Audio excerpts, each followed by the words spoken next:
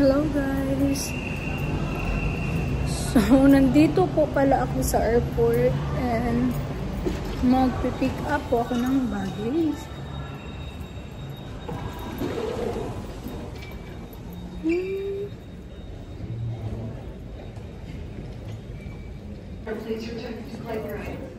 Naano nyo guys na yung baggage ni Kuya Brian is naiwan niya. So, hindi talaga siya pumayag. Yung bagahe, hindi talaga sumama sa Pinas. So, naiwan niya yung baggage. Oh, it's right there. So, yan, nandoon po yung ano namin, yung mga bag na paninda ko. At saka pabango. Tapos, yung mga ano din ni Emily. Once again for Southwest passengers from Dallas Love Field and Miami, all remaining bags, Carousel 2. So, i-claim na natin. Buti na lang ba pinapark ako ng ano. Southwest passengers from Chicago Midway, all Pinapark ako ng remaining security. bags, Hindi pa pwede mag-park pero nag-okay siya sa akin. Nagpapasalamat ako sa ano, security guard.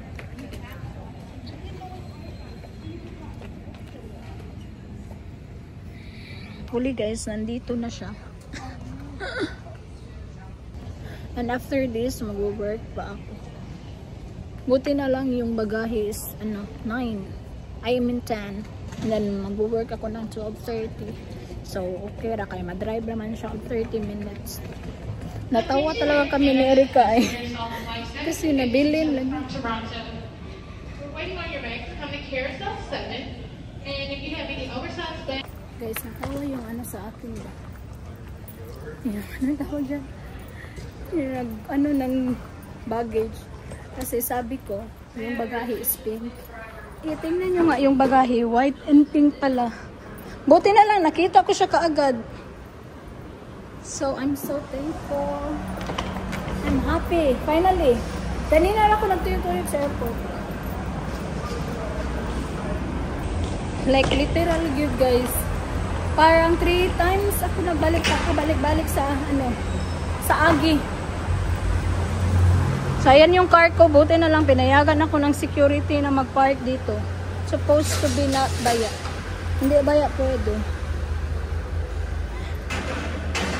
Hindi ka talaga sumama sa Pinas ay... Hala, I have my cars. Thanks God, nakuha rin. Gisapot na kong balik-balik sa Agi. Mabait yung security. Kasi pag wala, hindi ko alam kung saan ako magpa-parking. Siguro magpa-parking ako doon, pero magbabayad pa ako, tapos maglalakad pa ako.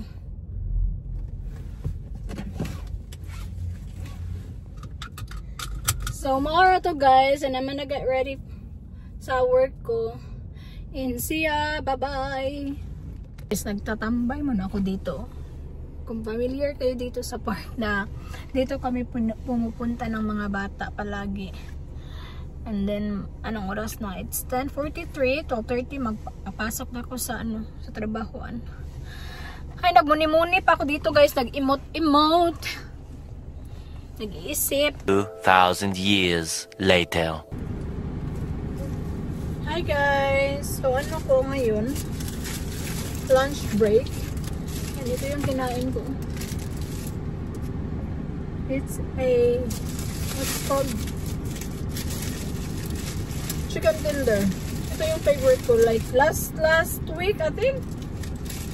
Pumunta talaga ako ng Publix. 9 PM na ha. Kasi gusto kong kumain ito.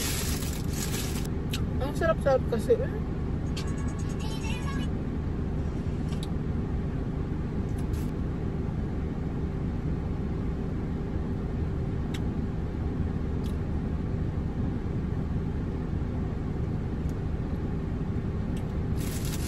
So, tapos na akong kumain. Meron pa akong sobra. Kasi nag-ano din yung chicken tenders na yun. Nag-sales. Sales daw. Nag-sale kaya yun yung ano ko. Pag sale siya, yun yung palagi kong kinakain. Kasi masarap kasi. Yung price niya is 12 man ata. And then kung sale kay $9 na lang. So, makasave ka og 10, 11, 12, $3. So, not bad. So, kanina pala sa work, natawa ako kasi, like, of course, mag-help ka man talaga ng customer, no? Alam, isa talagang customer, guys, nagbigay sa akin ng tip. Nahiya talaga ako kasi, I think may isang tao, siguro na nakasunod or dalawa. Tapos, yung tip pa naman is, nilagay niya sa counter. Sabi ko, sir, okay lang. Kasi, for me, I think it's bawal talaga. So, sabi ko, okay lang yan, sir. Hala, yung gibutang sa counter, guys. Yan, no, kanang iya ko na ihatag sa kuha. Nauwaw, jud ko, anak ko nga. Hala, kanang kuan ka ba? Maka-appreciate ka kasi, yung may ano talaga. Before din, no, nag-work ako sa Davao. Like, sa mall, jug jeans na brand. Binigyan din ako ng tip. Dito naman, binigyan din ako ng tip. Wala lang, makalipay lang, guys. Kaya na meron din palang nakaka-appreciate sa'yo. Though, bawal talaga yung tip sa public. So, inano ko sa customer service kasi bawal yun. Pero nakaka-appreciate ka, like nakakataba ng puso na meron palang ganun. So it means dili galing na restaurant, ha. Kaya nga nahiya ako kasi hindi ko naman yun in-expect. I was just doing my job. Kaya and then sabi din ng nakasunod, maybe kanang na you're doing a good job. Kasi gitagaan ka og tipan na. Kasi sa workplace ko talaga, guys, kahit ano pang problema ko, no, like sa bahay, kahit galing pa ako ng iyak, pero pagdating ko sa workplace, I will try to be okay na hindi magpapa-apekto. Like, smile lang talaga, smiling face. Sige ko sa work ay magkatawa gani ko sa mga galing niya, usahay. Minsan yung mga katrabaho ko, sasabihan ako, hala, si Rachel hindi, wala daw nagkikipag-usap. Minsan sabihan nila, oh, bakit wala kang Rachel, wala kang gibo, bakit hindi ka nagsasalita? Kasi nila, guys, na nasasanay sila na ako yung palagi nakikipag-chismisan sa kanila, nakikipag-usap. Kaya sabi nila, pag hindi nga ako magsasalita, sabi na, Rachel, what happened to you? Bakit hindi daw ako they thought daw na wala ako doon. Kasi nag-busy ako slice ng mga cheese at saka meat, So, pag oras ng trabaho, like, especially busy, good thing kasi for 2 weeks, guys, when I was like, yung first 2 weeks ko sa trabaho, umiyak talaga ako. Kasi I feel pressured and I'm not kanang familiar sa mga meat, like nalibog pa akong utok ato. But now that tapos ako lang din mag-isa noon sa front. So, kaya siguro para akong nahiya, tapos may mga customer pa na mga min. So, yun yung dahilan. So, and now na pwede na akong maano sa harapan ng deli kasi nakaka-familiar na ako ng mga meat at saka cheese, and nakakapag na ako ng sab. Like, I'm so happy for you guys. Gamay rahay na siya nga nabuhat, pero for me it's a big one for me. Dako na siya og kanang naakay na hibawaan. Tumuto, guys, nakaka-happy lang na sa trabaho na ang daming taong nakaka-appreciate talaga. Minsan sinasabihan pa ako, estudyante ka pa ba? O mga ganito, ganyan. Like, natatawa nga ako. That's why, even though I'm sad, pagdating sa bahay, before work, pero pagdating ko sa work, tumatawa talaga ako, and wala silang alam na ganun yung nararamdaman ko. So, yun lang. Kaya nga, I just want to be, like, chill lang. Ma-okay ra lagi, mana, dito sa kawaling. But anyway, guys, so, meron palang nagbigay din sa atin. Mauwamang ko, Nahiya talaga ako like, nag-message si ate sa akin. Hindi ko na lang ibabanggit yung pangalan niya, ha. Pero, te, thank you good kayo te. Like while nag-message ka kay nakahilak gid ko atong time. Wala. Tapos sabi naman ni ate, like okay lang yan Ching kasi para din makaano ka. Pangbili daw ng mattress. So yun na nga, binigyan niya ako. Thank you kaayo Jude. Thank you Jude kay as in. Dili na ako dawaton guys. Niya, maingon gani ko nga, nahiya ako te. Sabi niya, no, wag ka mahiya kasi ano ko na to advance Merry Christmas gift. Ala, ang aga ng Christmas gift ko guys.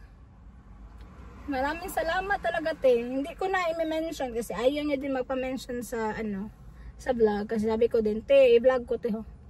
Pero iba-vlog ko 'yun pag mag-unboxing ako ng mattress. So, meron na tayong mattress. I'm so happy and I'm so thankful talaga. Despite sa mga nangyayari ngayon, charot. Wala siya tag-artista ay.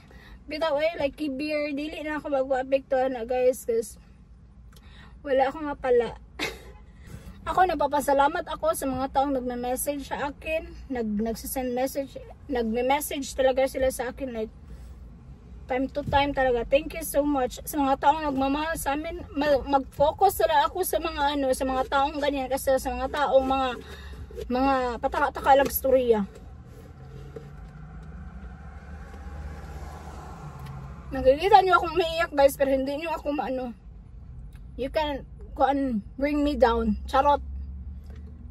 Iiyak ako kasi iyakin naman talaga ako, but hindi it doesn't mean na weak ako.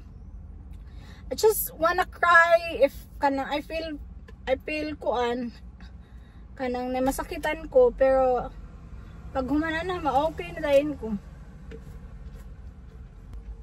So maura na guys. Thank you so much. Kasi papasok na din ako sa school na noon, sa work. Anong oras na? 4:56. Ang dali sa oras. Uy!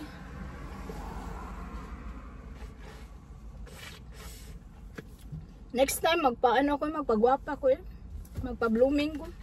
Hindi ko masugot ngayong ani. Naunsa na stress na ang person. Magpagwapa ko guys. Magpapilok ako, magpakuan ko. Ay, jutang na kwarta. Kaya tagaan na lang ganit ang palit mattress. Magpapilok-pilok pa.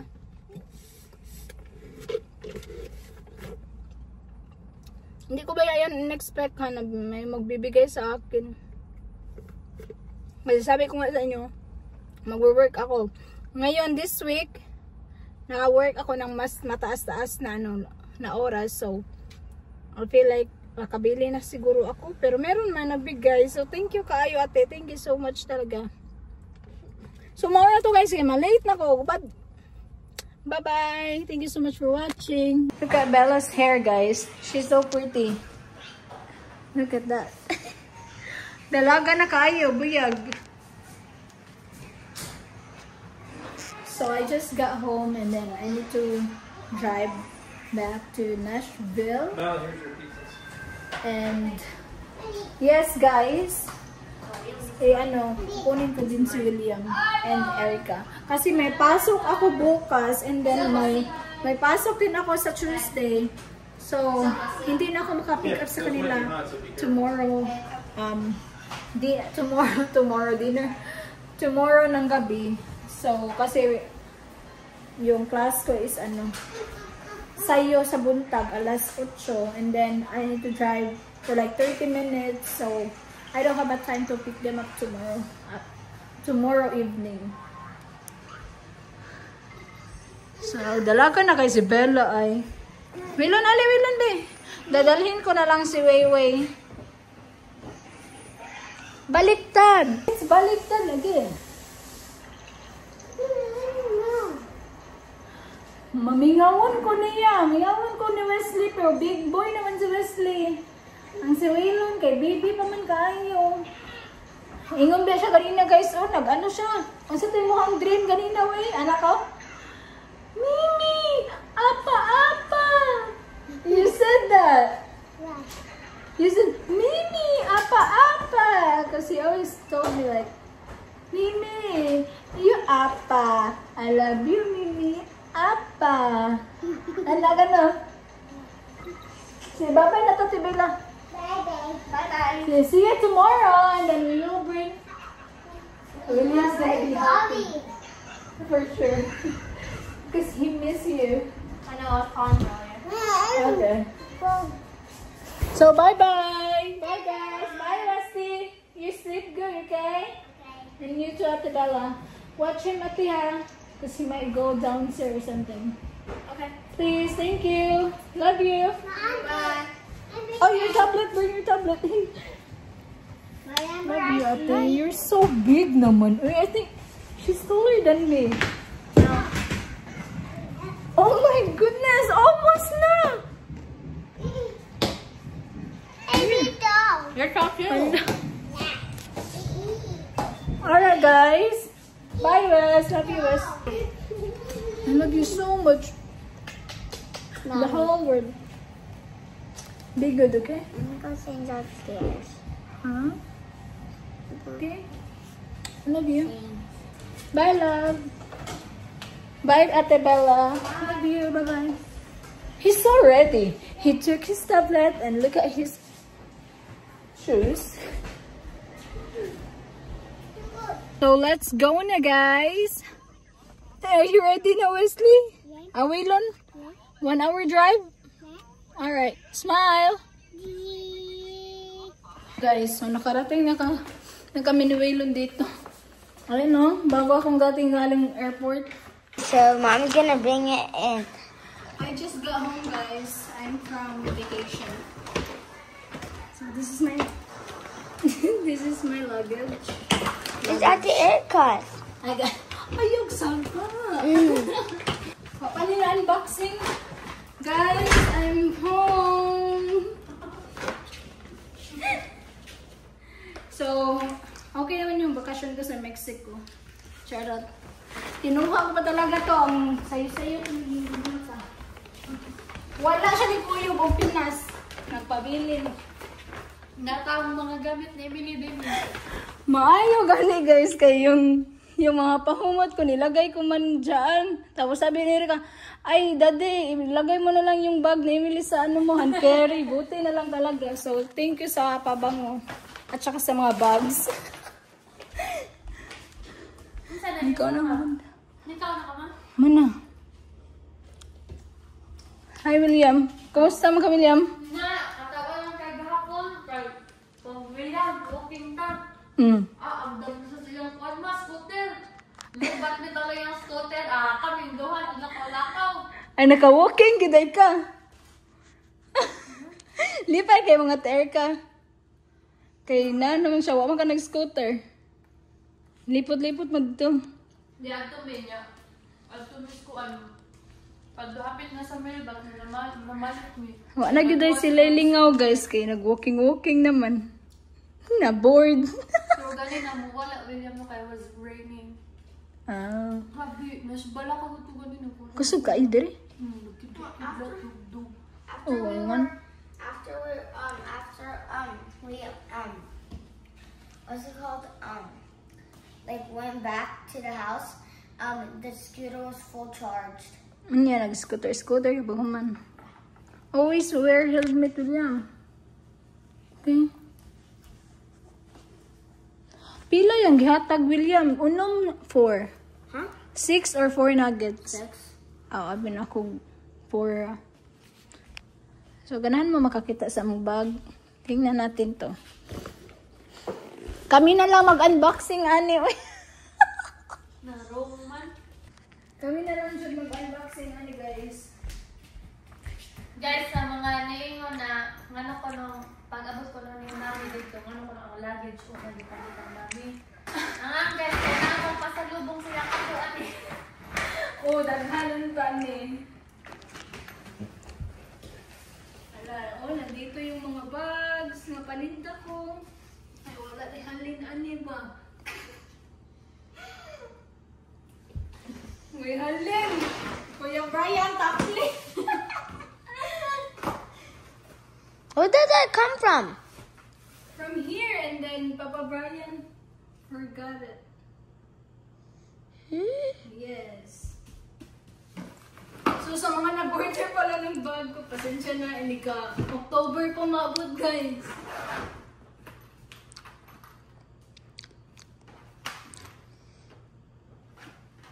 Very salad.